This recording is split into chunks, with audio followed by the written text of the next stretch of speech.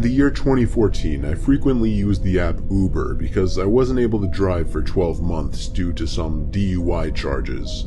Just a stupid mistake overall. There's this nightclub bar in my town that I would sometimes go to on the weekends with my friends. Sometimes I would get a ride home with a designated driver if we had one, and sometimes we would catch an Uber. This night I wasn't feeling too great, so I left a little early. It was somewhere between 1 and 2 in the morning.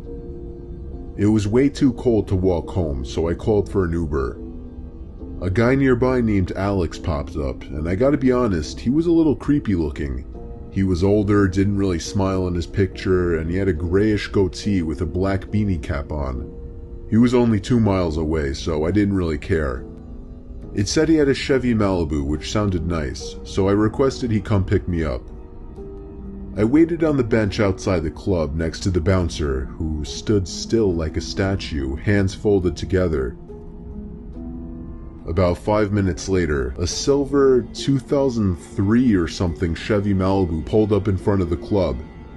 I stood up, a bit disappointed it was such an old, ratty-looking car. The guy didn't call me over or honk or anything, he just waited by the curb, so I got up and entered the back seat of the car. Right away, things got uncomfortable. He didn't say hello, he didn't shake my hand, he didn't even turn his head to look at me. All he said was in a very quiet voice, "Where are you headed?" To which I replied with my address. We began moving down Main Street, but in the wrong direction of my house. I told him this, and he turned left at the next intersection. Now we were moving away from the main roads and down the quieter residential areas. He didn't put my address into his phone, so I felt really strange. I didn't know if he was expecting me to direct him or not. I ended up putting my address into my own phone so he could listen. When the GPS said turn left down the next street, he completely missed it. I made a confused hand gesture. He noticed it and said, "I just gotta make a quick stop, don't worry, I'll give you a discount." Even though I was drunk, I still knew something bad was going on. Then, that's when I noticed the handgun sticking out from his middle glove box next to him. By now, I was trying to figure out how to get out of this car. At the next red light, I tried the door handle very quietly, but it wouldn't open. I saw that the child lock was on, and from this point forward, my heart was racing. The man was driving us far out of the direction of my house. We must have been 2 towns over by now. I was getting desperate. I couldn't call the cops because I didn't know what this guy might do.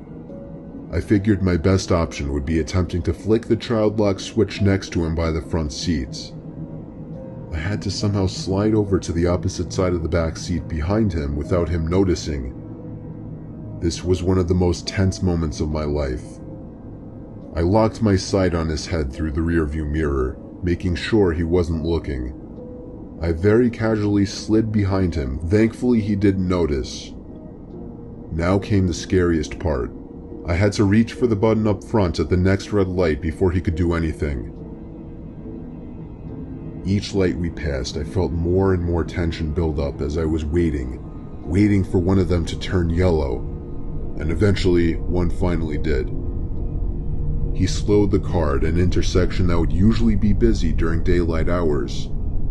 It was a perfect escape point. The car came to a stop. I knew this light wasn't very long, so I had to be quick. A car was stopped at the opposite side of the intersection, which made me feel a little better. With all of my courage, I reached my hand up to the lit up child lock button, and I must have startled him because he jumped 2 inches out from his seat. He screamed at me, and as I feared he would, he went for the gun right next to him. I was able to open the door and flee to the nearby Cadillac Escalade, where I banged on their windows asking for help. They drove off, completely avoiding me, but it didn't matter because the man in his Chevy Malibu was already gone down the block. I ran into a nearby grocery store that was open 24 hours, where I called a taxi this time. This was a very sobering experience because I don't remember being drunk at all in that store or during the taxi ride home. I reported the driver to Uber, who said they would escalate the situation to the authorities. It wasn't until a whole week later that an officer finally showed up at my front door for some questioning. And that was the end of that. I have no idea what became of that guy, but I've never used an Uber since.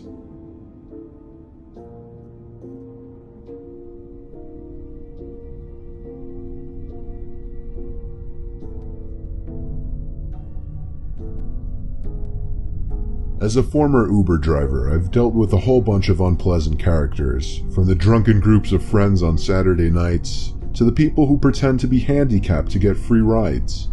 But every so often, you may pick up somebody who can just be classified as a straight-up creep. I've picked up a few of these guys, but never one quite as bad as a guy named Tom. It was a Friday night in December, one of the coldest nights of the year. I had nothing to do, so I figured I'd do some late-night pickups. This was 2 years ago. I was 18 and had a new Honda Accord. My parents kinda spoiled me a bit. I was a very skinny 18-year-old though. That's why my dad told me to always keep a blade in my car, because you never know what kind of nuts are getting into the car. A guy named Tom popped up a couple miles away by a major shopping area. I responded to his request and started driving in that direction. I pulled up in front of the shopping center where I saw a group of teenagers hanging out. It looked like trouble. I hoped this Tom guy wasn't part of this group. A bunch of them looked at me in my car as I slowly passed. Eventually I just hit the gas and went further into the parking lot of the shopping center, wanting to get away from this group. I did 2 laps around the whole parking lot until I finally noticed through my left mirror somebody approaching my car from behind. I rolled down my window and called out Tom, and he called back yes. I told him to hop in. I had to repeat myself 3 times, and given that all I was saying was hop in very clearly, made the situation very weird from the start. The 4th time, he finally understood me and walked slowly around the back, getting into the seat right behind me. Usually the people I picked up would sit diagonally from me, which is what I preferred. When people sat right behind me, it just made me a little paranoid sometimes, especially when the person seemed kinda creepy. This guy was old. He had to be in his upper 40s. "Where to?" I asked him. He told me an address, which I entered into my phone. By his voice, I could tell he was a very heavy smoker. Come to think of it, my car was starting to smell like cigarettes too. The address he gave me was 10 miles away, which was fine, since it meant I'd be making more money. I tried making small talk initially, which didn't work out too well. Like if I would ask him a yes or no question, sometimes he would just mumble, and any other questions led to dry responses. I stopped talking when he completely ignored one of my questions. That was within just 5 miles. There was still 5 to go. By the 6-mile mark, things started getting uneasy in there. I was afraid to look into the rearview mirror because I was so sure that he was staring at me. I took a quick half-second glance and saw I was right. He was in fact staring at me. My body forced my foot down heavier on the gas. I wanted this ride to be over sooner. By the 8-mile mark, I started to realize we were in the middle of nowhere. We were on basically a deserted street with woods on either side and occasional buildings. I was growing suspicious now as to where this address he told me actually was. So, while driving, I dragged my finger across my phone to slide the map in the direction of the address. It seemed to lead to a dead-end street with no surrounding streets nearby. I was getting more and more nervous with each passing minute now. I shot a glance back up again at the mirror, and he was still watching me. I finally summoned up the courage to ask him if the address he gave me was of his house. There was silence for a few moments, and I thought he was once again going to ignore me, or possibly didn't hear me. But 5 seconds later, he finally answered yes. There was less than a mile left in the drive now, still surrounded by nothing but woods with the occasional empty-looking building. I was approaching the dead-end street that the address he gave me resided on, hoping some houses would come into sight. As the street came up, I slowed down so I could get a good look of it. But nothing could be seen, just pitch blackness. I could only imagine why he wanted to get me out here alone, so far away from anybody or anything. I casually kept driving, pretending like I missed it, hoping he wouldn't notice, but he did. Instantly, he hopped out of his seat and yelled at me to turn around. Honestly, I felt like my life was on the line, so I apologized and did a quick 3-point turn. As I was reapproaching the dead-end street, I dug my hands into the netting compartment on the side of my seat where I kept my blade. I very quietly flicked the blade open and held it tight in my right hand, ready to use it. I turned down the dead-end road with my headlights now displaying just what I thought I would see. Nothing but trees on either side. I made it to the end of the road, not a single house or building on the road. I just knew something was about to go down. I was just trying to physically and mentally prepare myself for it. Suddenly he said in as soft as a voice as he probably could, "Thanks for the ride." I wasn't even thinking about money at this point. He opened his door, but before stepping out, he said, "Could you get out of the car for a second? I need help carrying my bag. I have a bad back." But he didn't have a bag. I knew he didn't. He didn't come in with one. I replied, Yeah, sure, let yourself out and I'll help you in a sec." The shakiness in my voice was too obvious. What happened next, I never imagined would have happened.